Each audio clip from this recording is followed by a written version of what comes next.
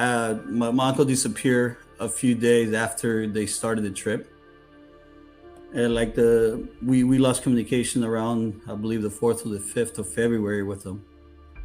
And then around that same time, it was the last time they were seen together at a Walmart.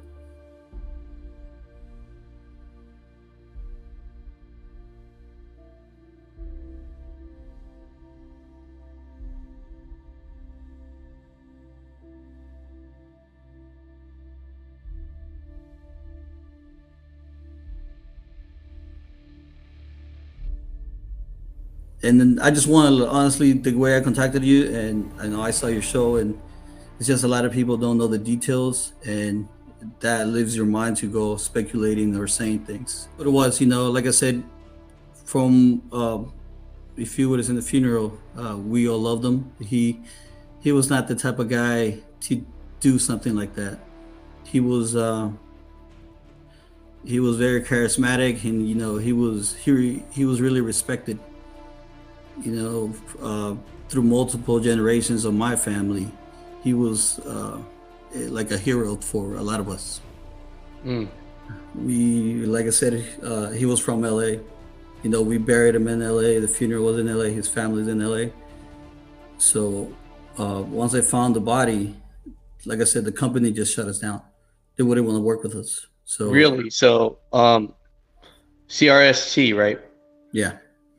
So even at that moment, they didn't even try to help. No. Some other people that work for the company, they try to get in contact with us, try to get something happen, but the company itself, they shut us down.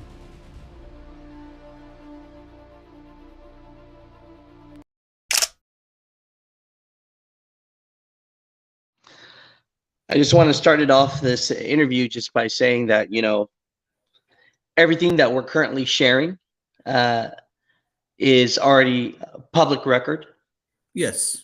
and so, and the reason for this is we both talked off camera, and we said that, this is really to let people know that if you're in a truck and you're teaming someone with somebody and you're unhappy, you have to get out of the truck. Correct. I think you mentioned that you want to talk about the safety. Yes, yes, yes, definitely, definitely. And so, Correct. a little bit of everything, but let us know. You reached out to me, Melton, and you wanted to basically express your feelings on the situation and to give the world an update on what you feel uh, has been wronged. And I want to give you this platform to be able to do all that. Yeah, thank you, and I appreciate it. Like I talked to you, and I said a lot of the information was not public, or a lot of people didn't know. It was just one or two reports that came out, according to at the time. I think it was like two articles. One was Time, and the other one was some freight wave. And they were really vague. Like a lot of details were out, so uh, it led a lot of people to speculate things that didn't happen. I hear So you. No, so yeah, definitely let's have this conversation about it. And I just want to give you the floor, and so that you could talk freely. And so, let's start in the beginning of where this happened, and whatever you feel comfortable in name dropping, if it's the trucking company or what have you, go ahead and do that. And it's all public record already, but it's just one of those things where I want to keep you comfortable here as well. You know what I mean? yeah, that's fine. Thank you, and I appreciate it. Like I said, there, I think from the article, the company of my uncle used to work for, by the way, was Aristides Garcia, and it's been said. So there's no point of hiding who the company is. And like you said, the plover, the I think a lot of people don't still know the details of the story, because the only details that were actually publicized by that were actually public was made by an Indiana newspaper. I don't know if you saw the one I sent you. Yeah, I read it. I read it. Yeah. So that I know, I don't have the physical copy. I've been looking for it, but we did get I got photos of it, and that's actually the full story of what happened from the beginning, where he picked up the truck in Riverside to the end where he returned the vehicle. Just Miguel, the co-driver, because I think you were asking in one of your videos, like, how did he get to Texas? And that's what I was trying to, like, kind of fill you in. Hmm. That Miguel, my uncle disappeared a few days after they started the trip, and like we lost communication around, I believe, the 4th or the 5th of February with him. And then around that same time, it was the last time they were seen together at a Walmart. From there, he was in he wasn't he wasn't seen in any videos anymore. And then we lost total communication, and then the company lost total communication with him and the co-driver. But we kept calling the company to see, hey, we can get a hold of him. Can you help us out? Hey, we, multiple times we kept asking, at least give us some type of information, or the name of the driver, so we can try to, like, locate him and try to call him ourselves. And it got to the point where, I think the company shut us down. Like, they just failed my uncle, and then I think they saw it coming, or they had a hunch of what probably happened, and they got lawyers, and they kind of shut us down to, we're not speaking to the family anymore. Oh wow! So you think that they already found out what happened? No, they didn't find out. They had an idea of what happened, so they were bracing themselves by saying, got to the point, we called every day, be like, can you help us out? Can we try to locate him? And what would happen when you would just try to call his cell phone? It just They nothing. wouldn't, nothing. And I don't know if I told you this, but he, Miguel, I believe, had my uncle's cell phone, and he continued to use it as if it was still active. Like, he did, because my uncle disappeared, like I said, early he disappeared, I believe, February 6th is the last time they have him. Mhm.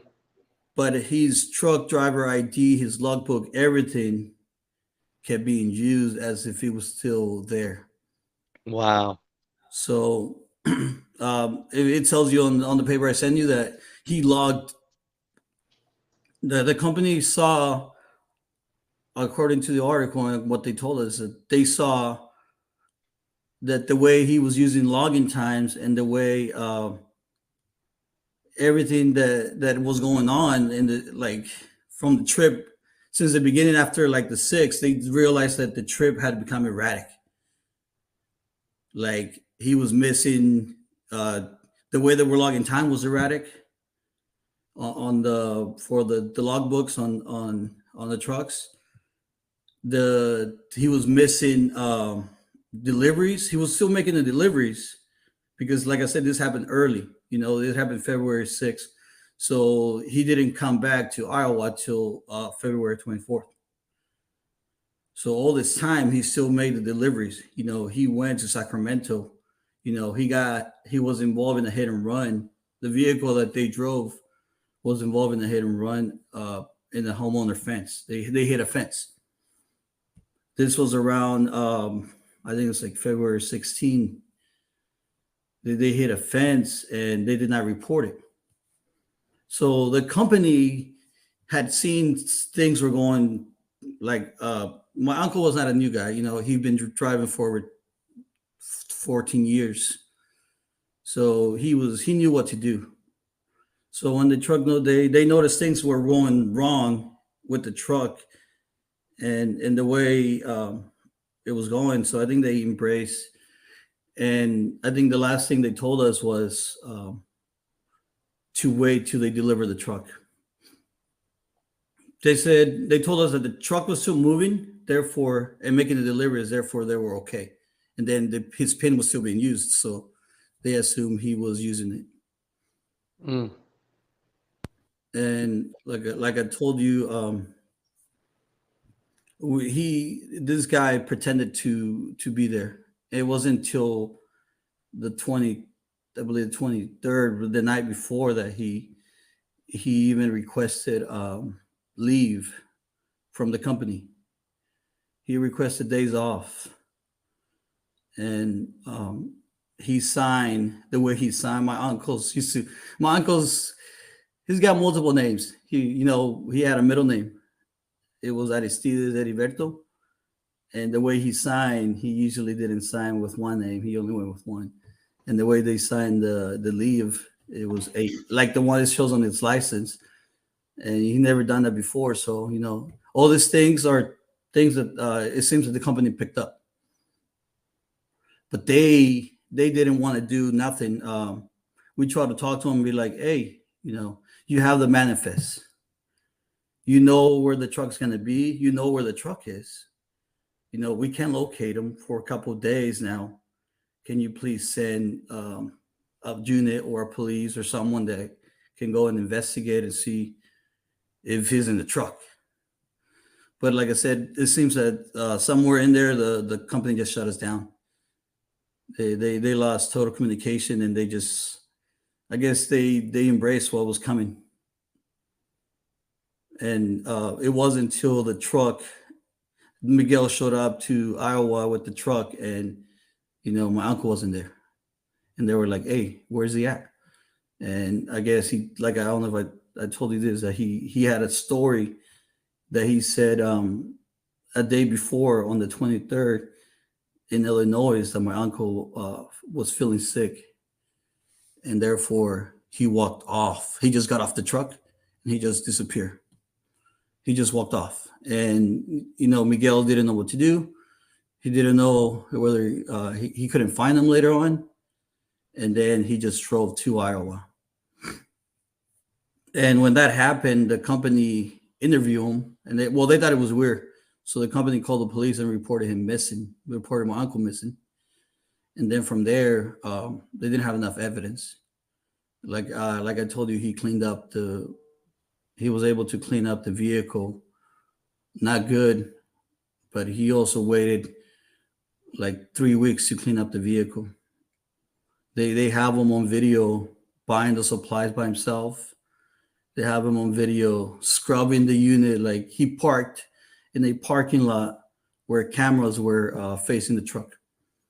So they have him cleaning the vehicle. They have him on they have him fully clothed, scrubbing, and they know what he bought at Dollar General and the 99-cent store. They have all this on video. Yeah. So, like you said, it was after he delivered the truck. I believe he went back to his state, which was Florida, and then from there, I believe he was either. It seems that he was running, or he just went to Texas to try to get away from what was going on. And where did they find your uncle's body? Yeah. So they found him in White County, Indiana. I believe it was the I-65 freeway. We have the newspaper I sent you. They have detailed pinpoints of the GPS, and it matches the GPS route that the company sent us. So that was the last thing that we got from the company, was the GPS coordinates that shows details, the route and where they stopped, where the truck was stopped every time. And I don't remember the exactly, but where he stopped, there's 3 stops back to back. He stopped 6 miles, I believe, before. Excuse me. It was a 187 marker on that freeway. He stopped there. Then 5 miles later, he stopped again. It's counted to be 1 hour. All this is on the newspaper. It was to be they counted to be about an hour. And that's where he disposed of the body. He put him under it was a canal. They had this little bridge. So it seems that he pulled over and then dragged the body under the canal and then put a sleeping bag over it. And then from there, 4 miles later, I think it's like 190 something marker. there was a pilot, a travel center. So the guy, after he did all that, he pulled over and slept for the night before continuing his route. And there was a autopsy and everything. Yes, sir. Exactly. Um, Once they found the body, the body was found by they were cleaning the freeway. So I don't know if you ever seen those guys with the yellow little Yeah. vest. But yeah. So it was a cleaning crew that was out there. Luckily, they were there, and they thought it was a homeless at the beginning. They thought it was someone that's sleeping under the bridge, and then later on they tried to wake him up, and they saw that he was unresponsive. Hmm. So from there, they called the police, and they went and picked up the body. They identified him, and then they did the autopsy, which I don't know. I don't think a lot of people know what happened. He was stabbed 12 times in the chest, and the chest area and stomach. So that's the way he died, and it was ruled to be a homicide.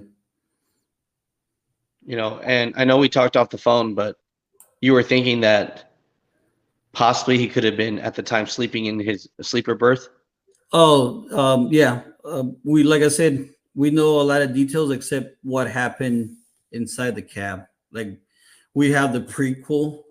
The police have very detailed prequels, videos, logs, everything what happened before and what happened after. They have total videos. They have them on camera. They have everything. Like the guy is. They have him on camera. But like the actions that happened between, I believe it was the 5th to the pilot, they don't know what happened in between. But like I said, he cleaned up the truck, but he might have been the world's dumbest cleaner, I guess, because he left a lot of my uncle's personal items in the vehicle still. Like they found his glasses, they found his identification, they found a lot of things that for someone that's running away, you're like, how are you going to leave this? Like personal stuff that you kind of need. So that's why one of the things that when they told us that story and they told us that they found personal items, we're like, he won't go. He used to wear a lot of jewelry. We're like, where's all this stuff? He won't go nowhere without it, and that's how we knew. There was something more here because the according to the report and what they told us, the police told us, they found 2 pools of blood. Hmm. I guess, like I told you, the guy from the videos they have, from where he dumped the body to where he cleaned the truck, it was 3 weeks later. Like he cleaned the truck the night before delivering the truck in Iowa. So by this time, he didn't clean the truck right away. He cleaned it later. So they found 2 pools of blood. One was under the sleeper, and then the other one was under the passenger seat. So like I told you, if you kill the person, some people think that he killed them in the first stop and then dropped the body and then went to sleep. But I don't think, based on like the way that doesn't make any sense, because if you kill the person that's, in the passenger seat, why would there be blood in the sleeper? And Right. My uncle too, he was not he would fight. We believe he would have fought back. If someone stabs you the first time, he might get a good one, but then second, third time, he could have probably stopped it. But to be stabbed 12 times, we believe he was sleeping. Mm. And that, like I told you, that makes, to us, I mean, that makes sense, because if you get killed, then that would explain the first pull on the sleeper. And then as he tries to pick him up and get him off the vehicle, some of that blood would have spilled as he put him on the seat to get him out. Because your uncle is a big guy. Yeah, he was a big. I mean, he lost a lot of weight, but he was still pretty big. Yeah, he's a big guy. He's not a guy that wouldn't defend himself. So, you know, Correct. um, from I know this is extremely emotional for you. I mean, thank you for sharing all this. But at the end of it all, what would you like the trucking community and people out there to know about this situation? Uh, well, first of all, the reason why I contacted you is because a lot of the information, from the first time, like we stayed quiet because after he went missing, um, like I said, the guy was free. So the cops and the investigators already knew, and they had information. They just didn't have. They couldn't arrest him. So we stayed quiet because we could have tipped him off. I'm pretty sure he had my uncle's phone, and we were all in his Facebook. We're all He had links to multiple, because once we were told that he was missing, we contacted. I had the GPS route, so I started calling every town, every police station, every hospital. We tried to contact, see, if they would have found someone that they didn't couldn't identify. Certain male, this height, this brown color, stuff like that. And we put posters, and we had rewards too. We had, we were trying to. I'm pretty sure trying to see if someone would have saw something so they could identify it, or give us a clue. So we stayed quiet, and then after that, the police told us, not to leave, not to say anything, because it was a month from where the guy delivered the truck, about a month to where they actually picked him up and Right. take. So if you would have jumped on the show, possibly he might watch the show. Next thing you know, he would know not to deliver the truck back to the company. Correct, because I told you that there was some posts that he didn't post it for a very long time on Facebook, and then out of nowhere he posted three posts back to back, and two of them deal with what we believe was him trying to say that God protects him from evil people and stuff like that. Mm. So, and the post was right before we believe he disappeared, and then after the truck delivery. So they consist where we're like, oh, where is he at? To at the end where he believes that God will prevail, and the good people will prevail over evil. So, and then I just want to, honestly, the way I contacted you, and I know I saw your show, and it's just a lot of people don't know the details, and that leaves your mind to go speculating or saying things. You Yeah, know, like they were saying that possibly, you know, uh, it could have been something that your uncle actually did, or the other guy is, you know, I read the comments, correct. Yeah, that's what it was. Like I said, from if you was in the funeral, we all loved him. He was not the type of guy to do something like that. He was uh, he was very charismatic, and he was really respected. You know, through multiple generations of my family, he was like a hero for a lot of us. oh, You know, you know, we come from El Salvador. He was from El Salvador too. So watching him and stuff like that, when I was there, we loved him. He demanded respect, and he just had an amazing charisma. That if he was quiet, if you didn't know him, but like with around family, he was a different man. He was a really nice person.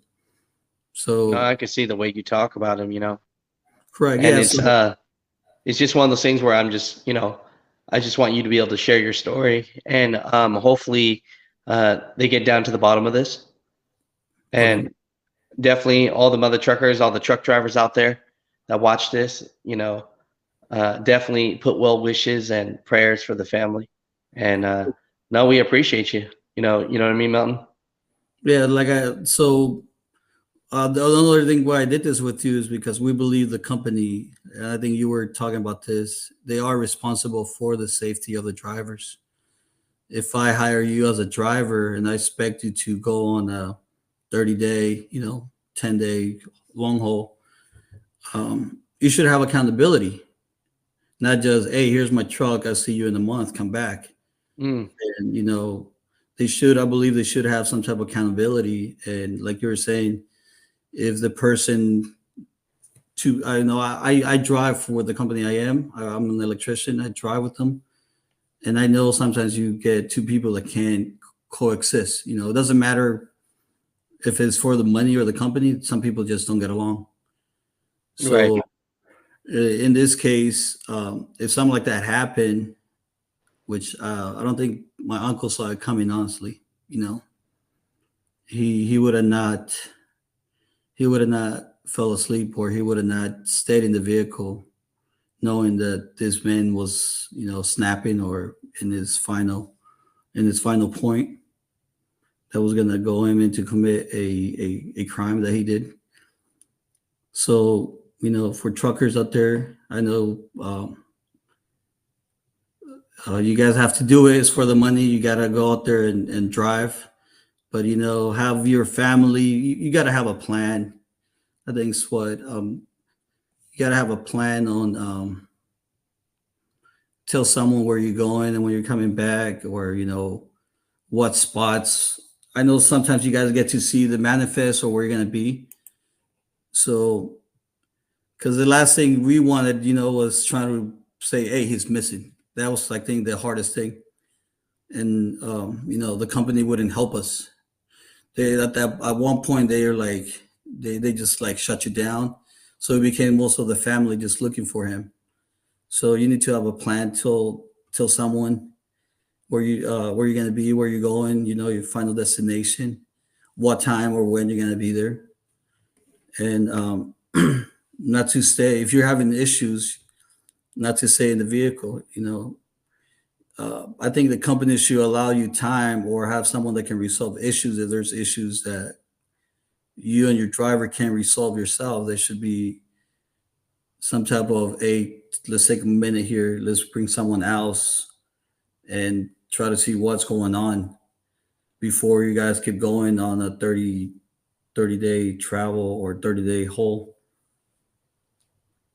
And I think that's one of the, I told you we're going to take legal actions, is to try to hold the company accountable, for the safety of the drivers and your physical body, because uh, those crazy company did not help us bring him back. Mm, We, like I said, he was from LA. We buried him in LA. The funeral was in LA. His family's in LA. So once they found the body, like I said, the company just shut us down. They wouldn't want to work with us. So really? So, CRST, right? yeah, So even at that moment, they didn't even try to help. no. Some other people that work for the company, they try to get in contact with us, try to get something happen, but the company itself, they shut us down. Even after the crime had happened and everything, they found me. They found my uncle's body, and he was. It was about a month, so his body was already decomposing. So um, when when they found him, we try to get the company. You would think they have some type of moral or liability, whether he was from California, let's return his body to California to bring him back to his family, and none of that happened. It was Wow. we tried to do GoFundMe, and then it was mostly the family that got together and said, if we wanted to see him one last time, we had an open casket funeral, so we wanted to see him, and we said, we can't wait, because at that point they had told us that if we waited a little bit longer, like a week longer, we would not be able to see him, Mm, because his body was just going through a process of natural decomposition, that we were not going to be able to see him for safety reasons.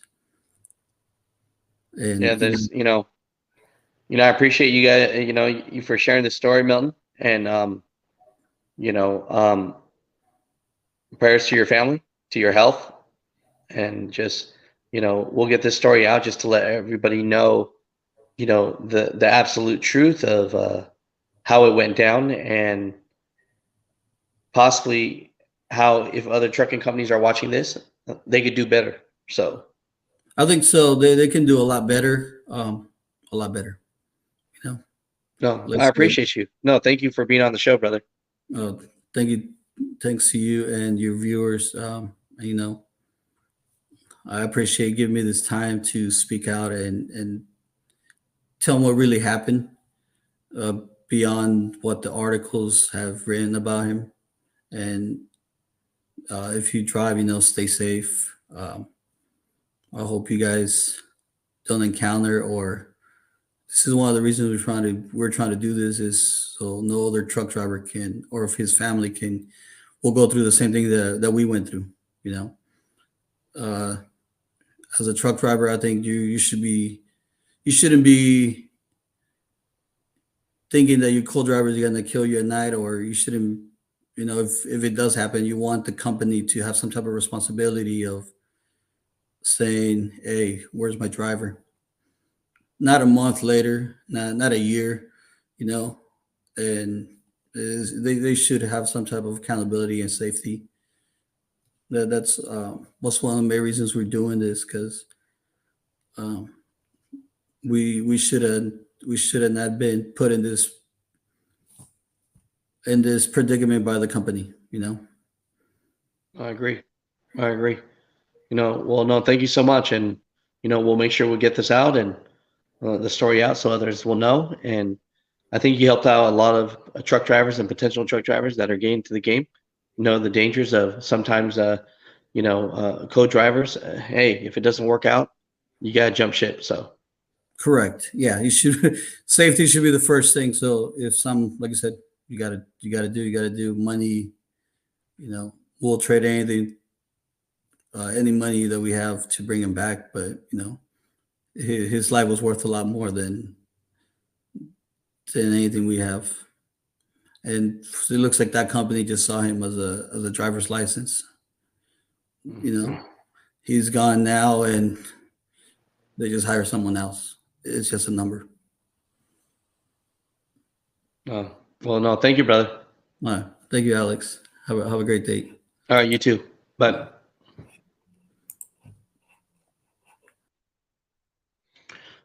Mother Trekkers, at the end of this all, 1000%. There are a lot of companies that will want you to team drive and want you to be in the truck. And if you find that you just can't get along with your trainer, with your co-driver, you got to let someone know, and you got to get out of the truck. Mother Truckers, comment down below.